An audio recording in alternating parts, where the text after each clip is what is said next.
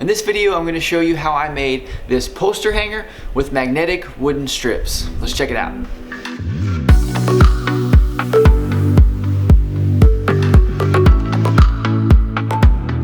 What's up? I'm Mitch and you're watching Made by Mitch, where I show you the things I make and what I learned making them. I do a lot of DIY and woodworking projects, so if you're new, consider subscribing. Alright, first thing I had to do was cut my boards into strips.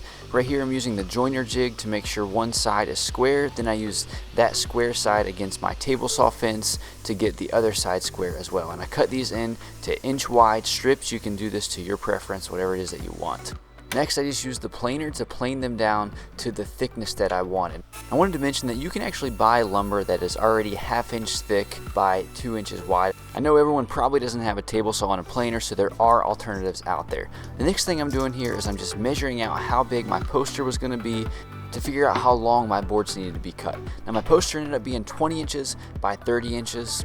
So I cut my boards 22 inches long just to make sure that there was an inch on each side left over. Here I'm using a speed square to make my lines and a circular saw to make the cuts. The first version of this process didn't really work out how I had planned for it to work out. I'm not going to show you all the little details of it because it just didn't work out. Basically what I did though is I used a drill to drill out some of the material for the magnets, and then I used a chisel to clean those areas up. So I made perfect holes for the magnets to recess right down into the wood. After I did that, I used 5-minute epoxy to epoxy the magnets into the wood, and this is where I kind of went wrong. Some of the magnets were a little bit crooked, some of them weren't lined up perfectly, and the magnet surface space was so small that I had to almost be really precise for it to work out for me. I did a few tests to see if I thought this would hold, and I don't think it would hold a picture or a poster, especially the size that I'm making it. So this is version 1. As you can see, there's a big gap between where the magnets are, and they're just not very straight. I don't know if you can see or not.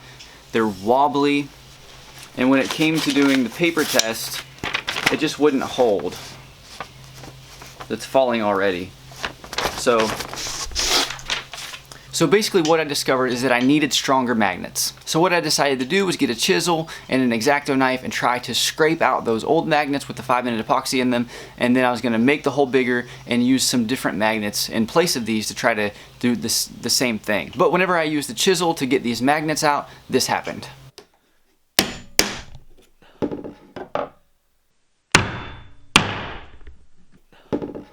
So I had to start completely over.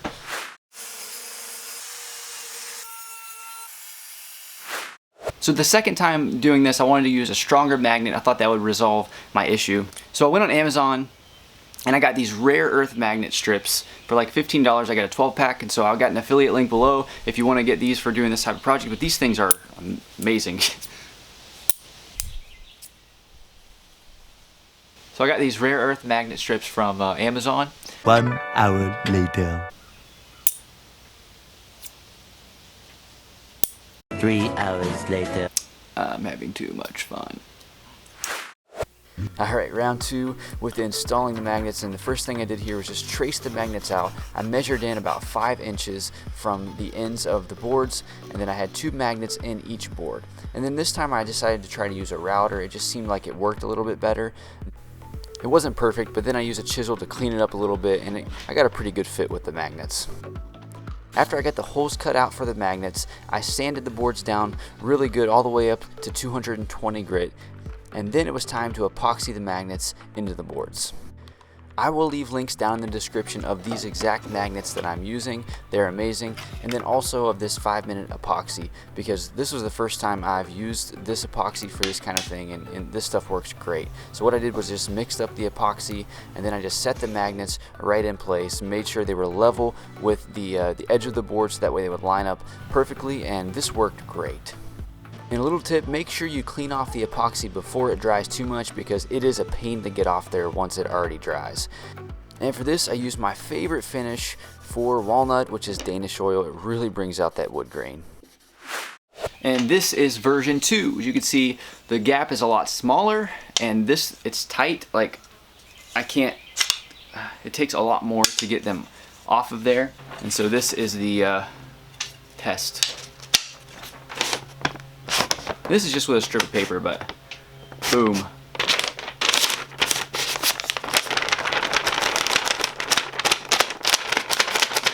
Yeah, these things are strong enough. I'm really trying to get it off here now. Okay, yeah. So I decided to make my own poster for this poster hanger. I have a background in design and I love coffee, so why not just make a coffee poster?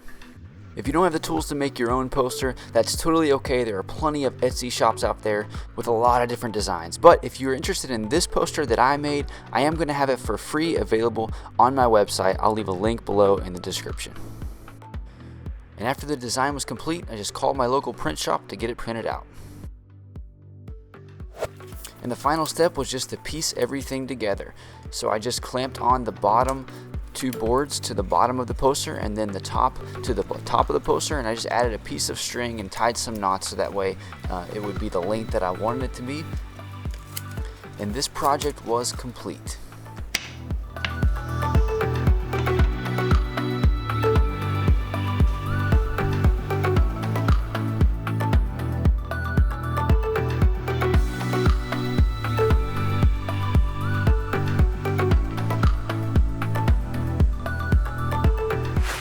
Well, that is it for this project. It was a lot of fun making this one. I know it was really simple. You could probably knock it out in just a day. I do have affiliate links down below for the magnets that I use. If you're gonna make this, I recommend using those magnets or some type of rare earth magnets, but I'll leave a link below. Also, if you like the poster that I made for mine, I'm making the design file available for free on my website. All you have to do is join my newsletter and I will send you an email with the download file. Then you can go and have the poster printed wherever you want. But that's it for this video. Thank you for watching and we'll see you in the next project.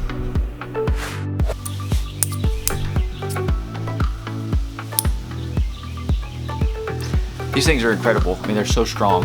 Ow. I'm having too much fun.